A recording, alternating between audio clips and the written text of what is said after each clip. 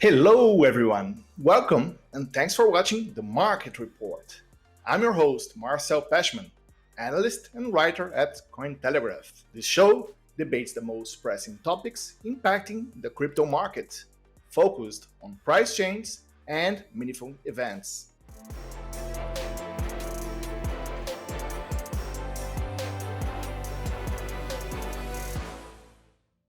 First article was written by Ray Salmond.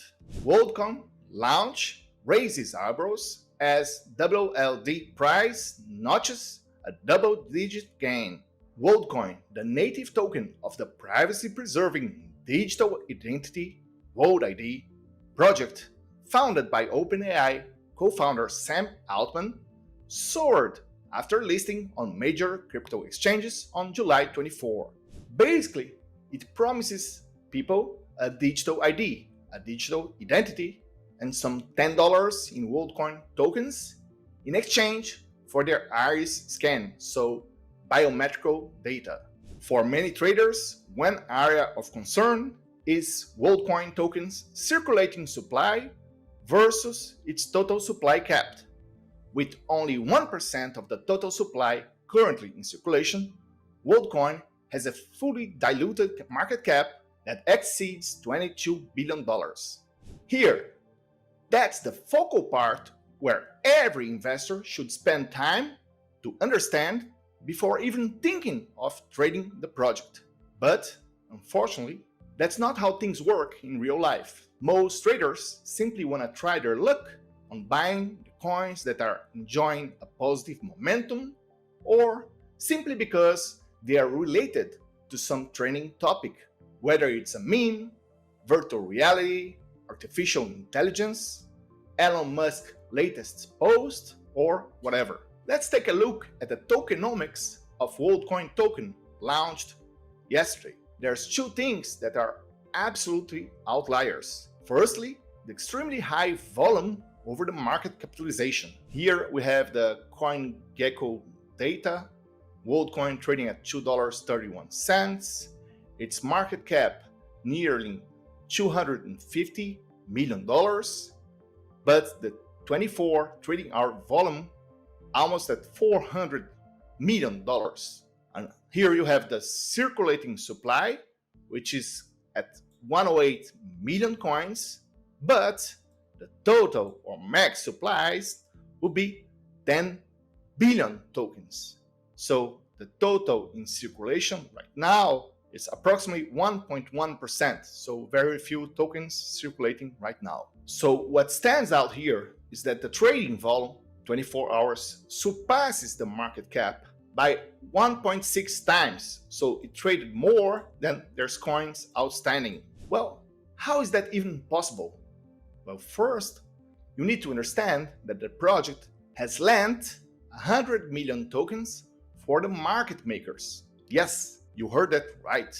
Out of the 108 million tokens in circulation, 100 million were basically given for market makers to provide liquidity. What happens if you lend tokens basically for free for a bunch of entities that are incentivized to post high volumes on centralized exchanges? Well, they're certainly going to trade a lot, because in exchange for that, they get bonuses and lower trading fees. So the more they trade on centralized exchange, the less fees they pay overall. So it incentivizes wash trading or fake volume. Now, is it possible to detect the fake volume? I can assure you that the best market makers out there have advanced bots and algos that make it virtually impossible to detect their moves. Plus, the exchanges themselves don't provide information on the account numbers on each side of the trades, meaning who's buying and who's selling, even if it's an internal code or a number, so we can check out if the buyer or the seller are related parties. Of course, the exchanges themselves have every incentives to present higher trading volumes, so why bother trying to stop the wash trading? But one thing you should know is that the project itself, Worldcoin, has incentivized the wash trading by lending 100 million coins to the market makers and likely paying promotional, and listing fees to the top exchanges. Remember, the Worldcoin company, I don't know what it's called, they raised $125 million with venture capitalists. So the funding came from A16Z, Hashed, Multicoin Capital, and similar companies. Okay, so the first point should be clear by now. Only 8 million coins were handed out to users who may or may not have flipped their positions. But even if 100% of the users sold, and those same coins changed hands 2 more times throughout the day, that would account for $56 million in volume, as opposed to the nearly $400 million reported. So that's why you can point and say, yeah, there's a lot of fake volume and wash trading going on. Now, on to the second part of the story, which is even more concerning. The 10 billion coins max supply versus the 108 million in circulation, so the 1.1%. That might not impact the market cap right now, which currently sits at $250 million, but it creates an enormous fully diluted capitalization of $22 or $23 billion. This happens because of the vesting, also known as the lockup period, given to investors and tokens awarded to the team, foundation, and partners. Based on what I've heard and studied, some 40% of those coins will be unlocked between July 2024 and July 2025, if I'm not mistaken. To put things in perspective, that's 500 times more than the 8 million coins currently in circulation that have been given to users via airdrop. But as I explained in the beginning, most traders simply do not care for the tokenomics, and they're in for a quick profit, as the project is backed by ChatGPT founder and paid huge promotional materials in the media, including influencers. However, it has a consequence in terms of price. For Worldcoin to maintain a market capitalization, let's say similar to Chainlink's, $4 billion, the Worldcoin token price in July 2024 would have to trade below $1, so 58% below the current 2.30 level.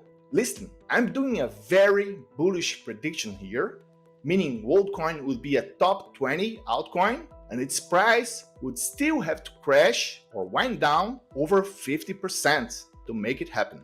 That's a huge risk for traders who are trying to capture 20 or 30% gains in the short term, given that there's a huge amount of tokens from venture capitalists that paid much lower and will be very happy to sell their position at the dollar. Just to highlight, that's my own personal opinion.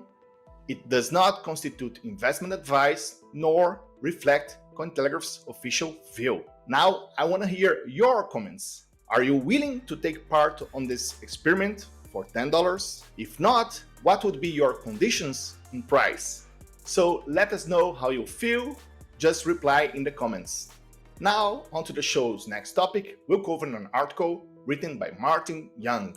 Deribit Bitcoin Volatility Index hits lifetime lows, hinting sideways action. The Bitcoin Implied Volatility Index has fallen to its lowest levels since the crypto options exchange launched the tracker in early 2021. Crypto options exchange Deribit's future-looking Bitcoin Volatility Index, used as a crypto fear gauge of sorts, has reportedly reached its lowest level in 2 years, indicating a possible lack of price turbulence for Bitcoin in the near future. Okay, so just to make a distinction, historical volatility, the indicator typically found on TradingView, refers to past data, usually the latest 20, 40, or 60 days. That creates a problem because the past price swings might have been caused by an external factor that is unlikely going to repeat in the future. Or maybe the opposite, a period of extreme low volatility, so low price oscillations,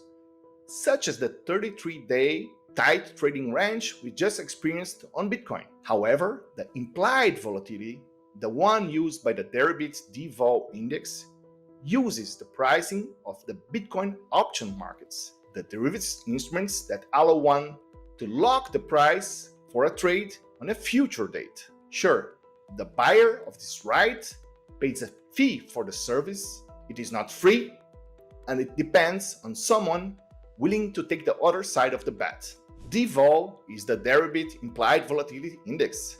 It gives an indication of the expected volatility for a crypto asset over the next 30 days by analyzing option activity. In simple terms, the index can indicate investors' expectations for a crypto's price turbulence. Greeks Live noted that continued low liquidity has severely depressed implied volatility levels for Bitcoin. This suggests that the risk traders are not confident that there will be any major moves in crypto markets in the short term, and the lack of volatility is likely to continue, it said. Okay, so here's why I have issues with such analysis. Sure, if the implied volatility is low, it means traders are not expecting strong price moves ahead.